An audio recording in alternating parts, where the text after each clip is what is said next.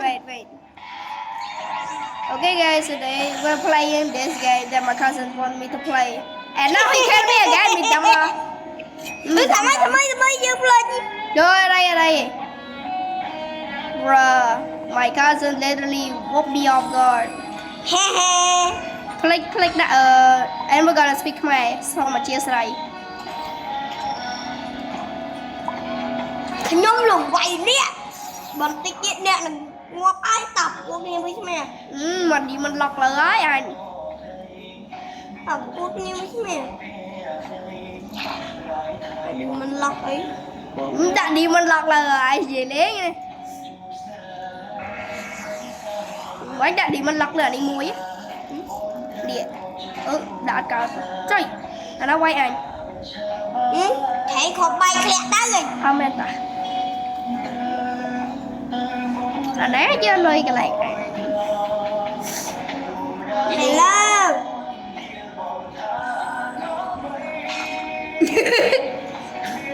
Teleport này. Trời nào đi. Công cách mất chất chương quay của dương này. Làm tua đó.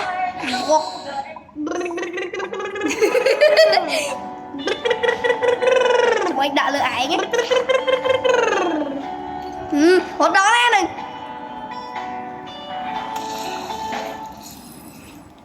Tính na ninh. Ôi chứ. Trượt.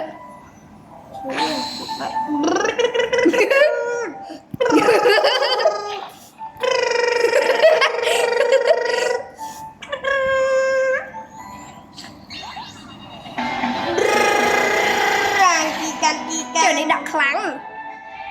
Lên khăn đây sao? Lên đó. Ở đây đó. Bánh hà. Lên khăn này nát rồi. Nó mình ơi. Hú lòng cầm tỏ ảnh. Để này mình đã nó có lao chiêu trơn. Mình chiêu trơn. Anh chiêu mình. Đâu. Ủa, nó trơn. Dương rồi. Quy mến. Pi lên thầy. Bên này Pi đôi sai đâu. Ủa. Hello. Cô xin hạt bên đi. Thế mèo. Ủa chồng. Bây giờ skill dương lại rồi. Chị mình là supporter nè. Dương vô. Ê, dương xa rồi. Dương ba skill đâu vậy? Dương ba skill lại. Come on, anh cái. Ba skill bên anh. Nè. Ní. Black ngu nè. Nè, anh nè. Mưa. Ai kê chung quanh nữa.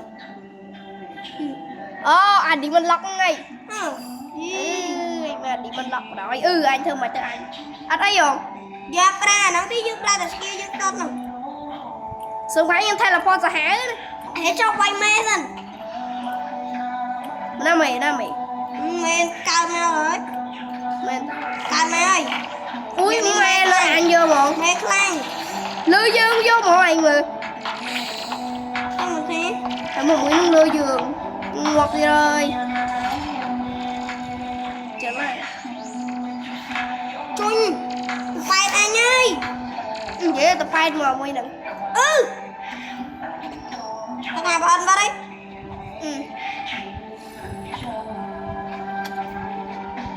Được nên dễ cho chật lấy. Anh dùng lắc luôn Ê, đó. muối nó nó rút rồi. Ấy gì? Dinh. Cái tạ vô rồi. Thì mình khơi xin chơi nè. Kia nè bánh đâu. Anh đặt cái đá cái mà mua đi nó kia nè. Mình đặt xuống là mấy Kia dơ nè. Bút. Vậy ta coi đi sân vô tại mẹ tia học. Tê. Vô miên luôn đúng rồi. Những miền. Ăn miền không? Chết mua rồi nè. Nó sao bay.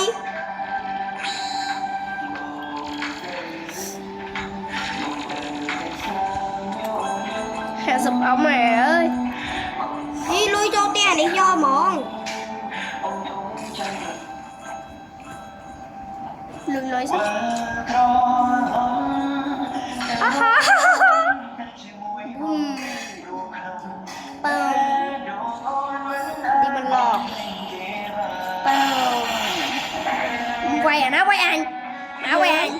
nã vai ảnh cứ quay ra ghê mình này những teleport đó này rồi này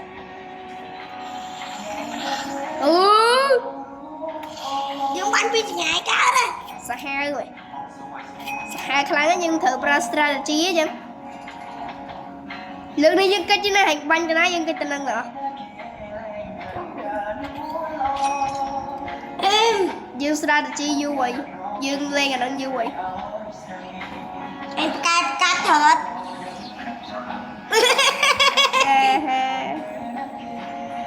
trời vậy lấy là coi một cách chụp chết bàn ở nè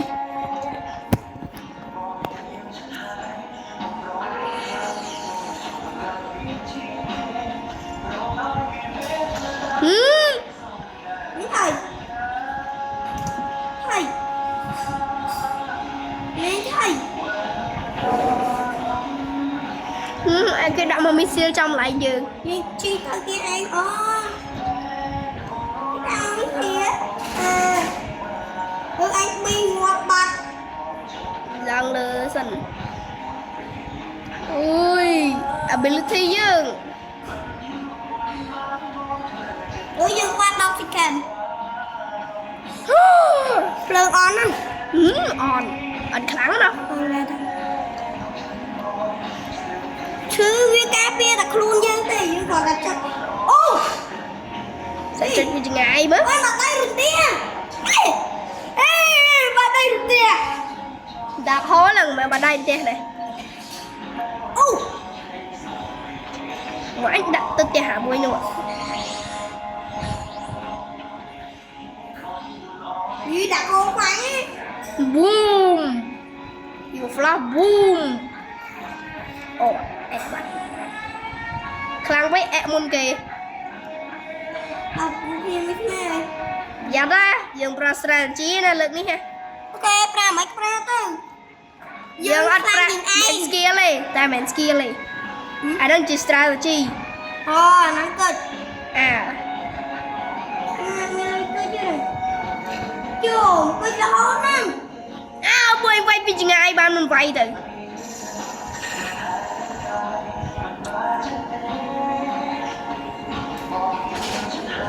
ui mẹ đây nè bà đại nữa này chạm tích xong thì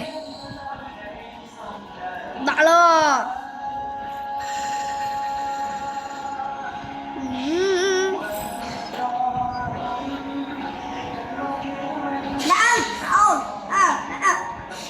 ăn ngọt anh ngọt bà ơi là được chi mẹ này nhưng chưa bà strategy anh khai này bây giờ bà strategy anh mua mai lời nè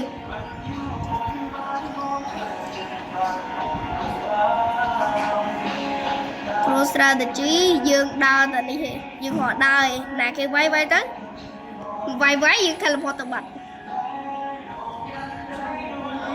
chơi mất chứ ở mấy cái tao kia ai mất nó gọi là đại á thầy cắt đâu không cái gì mà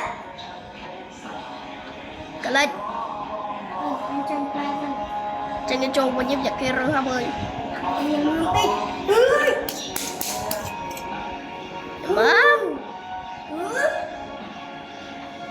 mẹ này mở pin lôi đi ra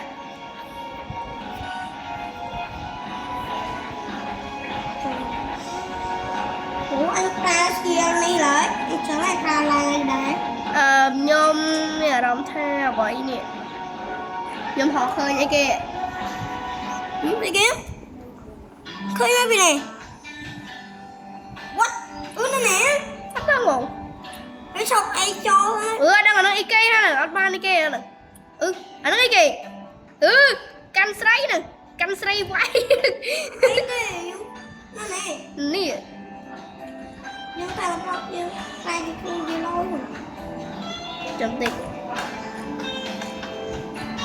nhìn nè lơ crao lơ crao chắc bỏ xoay dì tranh lại pi lạnh nắng này lơ crao chắc bỏ xoay mẹ bỏ xoay mũi nơi này bỏ xoay mùi chất tè dương ạ là cái này nè nơi khỏi tè bỏ xoay chất tè dương thì dương trong nè chất tè dương nơi khỏi mới chăm tích mới giờ respawn đi dần dương phẹp mong nghi giờ tay vậy nè nè nhưng mà sợi nè sợi nghe nó ngày sợi trời thôi rồi nè quay lên sao học mình tè nữa cái này nó chưa tên tí nó này khơi hả mẹ lấy năng nè nè ở bên này mơ khôn trong phòng ở bên này mơ khôn trong phòng what's kia đây nghe tạm bậy lì nhưng mình thả rồi đang đang ban cài ọt mưa sần em mà cái tình mở dương xe đang ban cài ọt mở dương xe thì dương từ xe kê mỏ anh chưa mấy nhưng cái lạp chạy là lên lên ấy ê mấy nhưng chạy chạy ấy cho cái đi chạy chạy thì mấy nhưng chạy cái đi nhưng chạy chạy chạy tới khỏi mình chết chơi té thì mời mấy nhưng chạy đùa luôn bên nó chạy lên đùa mà té nhá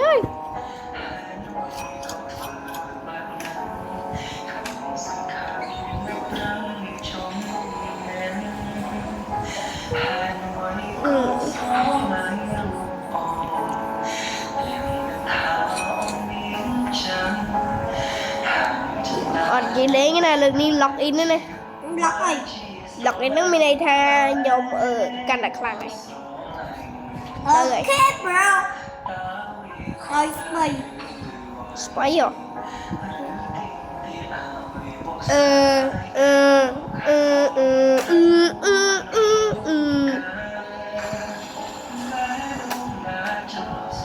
bơi chị hai mình cái này ca tam này anh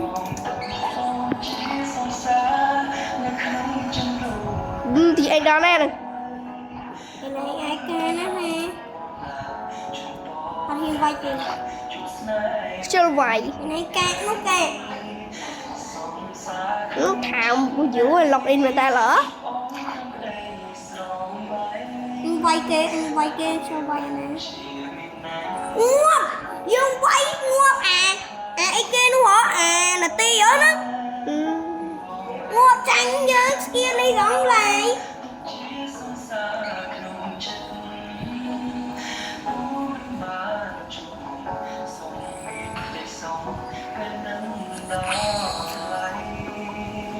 bọn anh đang nhưng mà đây mùi tiền đấy ê một ba nữa mà nè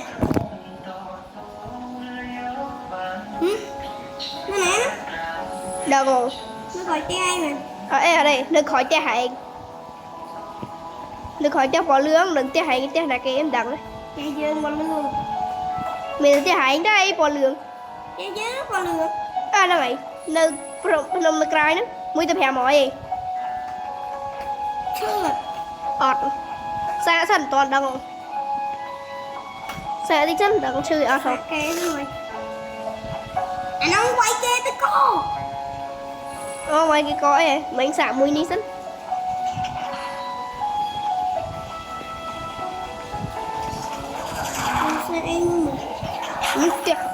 chả mùi nó cọ dạ dương con không mùi nó đứa con mình ê dương bị đau luôn mua vậy người nào quay án gì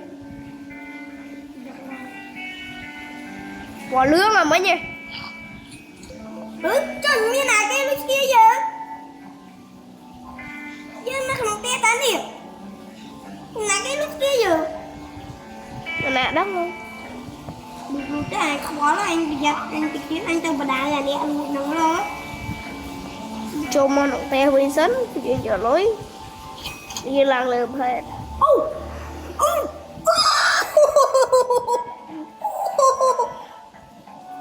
nhưng mà sân cái lỗ mình này ai ba là đi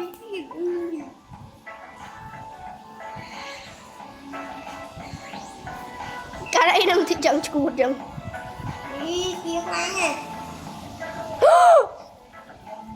alien mà đi bàn cài cái lá nào nó bàn cài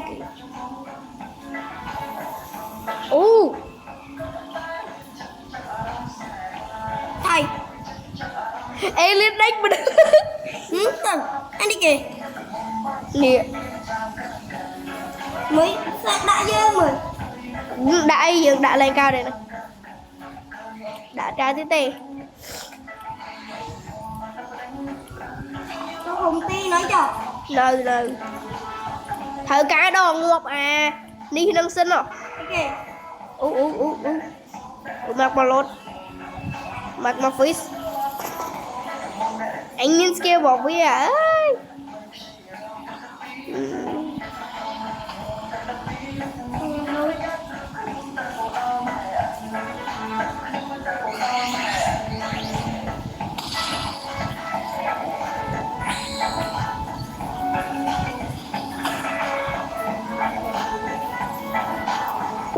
ơi ui ná tin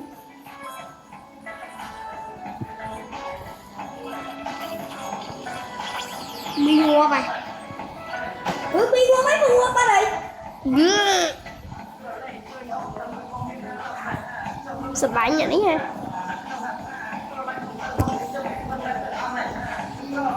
nhưng ba là ba thằng lái thì này hey listen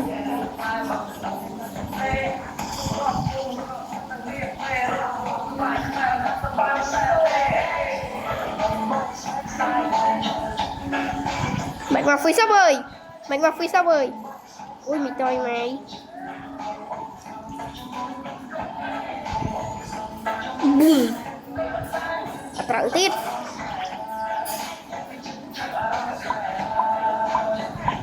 cái trò đấy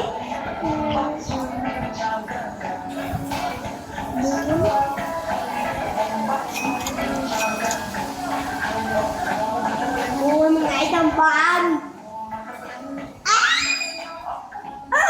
mình mà cao cho bay to rồi không phải sao mày quật tê cái khoai cái trâu mà mình trong là cái băng lươn lên trong mà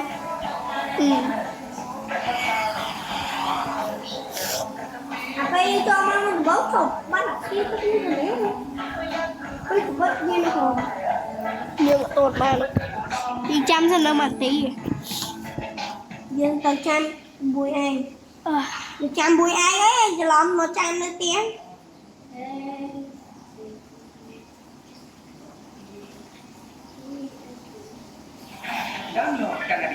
mà quay nhôm một trăm đây coi 100 đây ê vô biết là 500 đây á đừng ơi quay tới khoai hay ta ấp lên chứ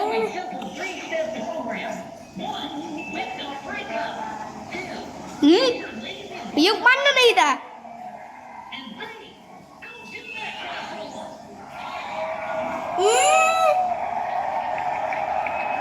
anh dân đầu ê gì phải hai á đi còn dương miền ban vai hơn dương còn thơ lại lấy cái này kết dân dương đặt cả lời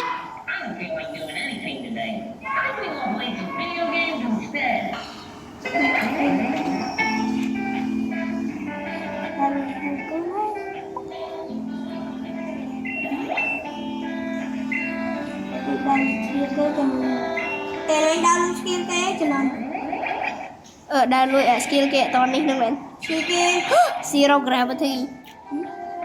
Sẽ kêu đừng mưa sân ở đây mưa tiền này kẹo toàn upgrade á supersonic anh nuôi skill game mùi vào đấy nuôi skill game mùi anh đi cắt này sẽ kia này anh mang đại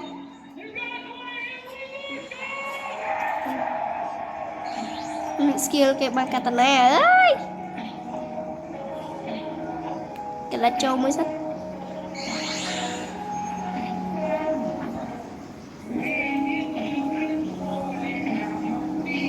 teleport trâu nè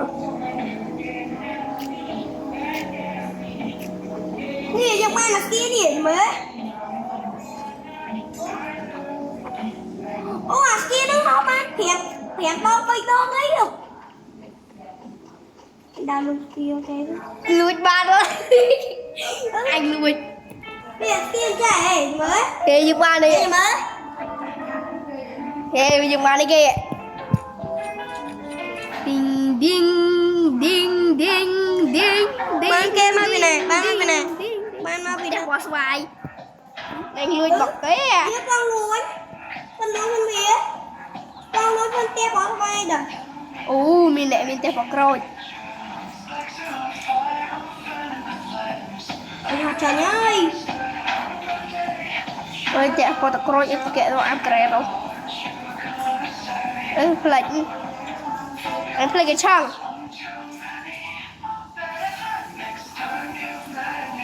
ê tiếng nó khăn cái này quanh này ông là tí ê tiếng là tí à lúc kia là tí quay mê thì cứ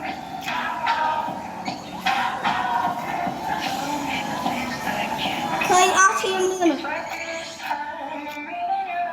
Trần ơi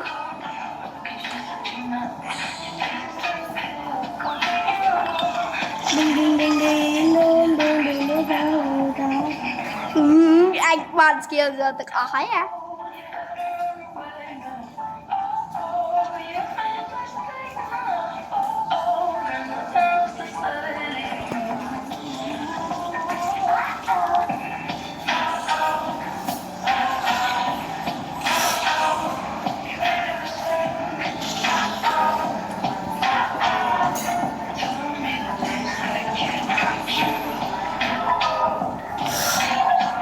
phải rồi mà lùi vào kìa ràng kỳ can đừng anh phải gà mùi nè tao ăn đi rồi tao ăn kia mùi nắng nhanh đây à tao ăn kia mùi đi rồi đây xoay thế còn tại những ba nhà skill pre dù lại nó tới đang ta xoay chứ với anh nuôi à cả kia thì ở cao rồi cao ta nó cao rồi tiếp vào là kết hấp ăn rồi anh còn sai luôn nha vậy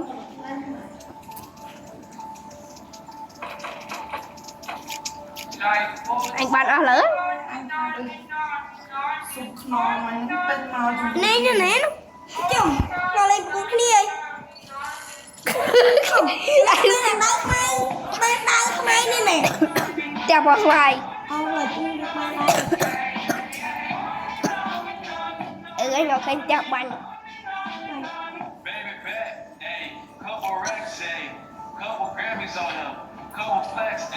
em tiếp vào xoay kia điểm cho nó nè nè lúc điên biết là bàn cho mẹ nè kia viên cho mẹ đông đấy đông đi kêu trăm con trâu thì đi đây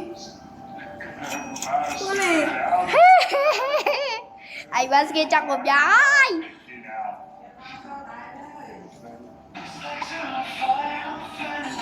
anh đã băng từ bố sự buồn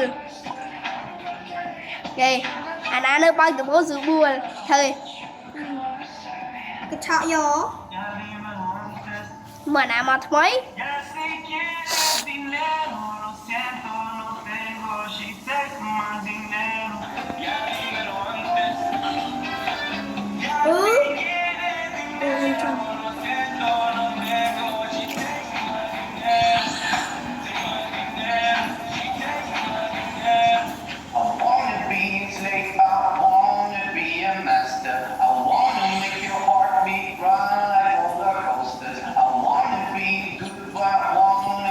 tinh từ bầu bà đây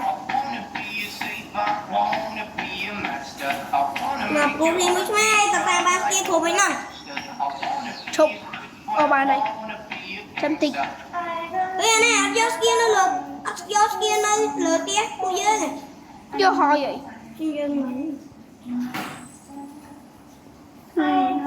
hãy mời cái upgrade nhưng là phơn muối này nè cái lạnh phơn cái đại ability pad nơi lâu rồi mới kia đó ê chào mới cái này mới crystal học phút đi nè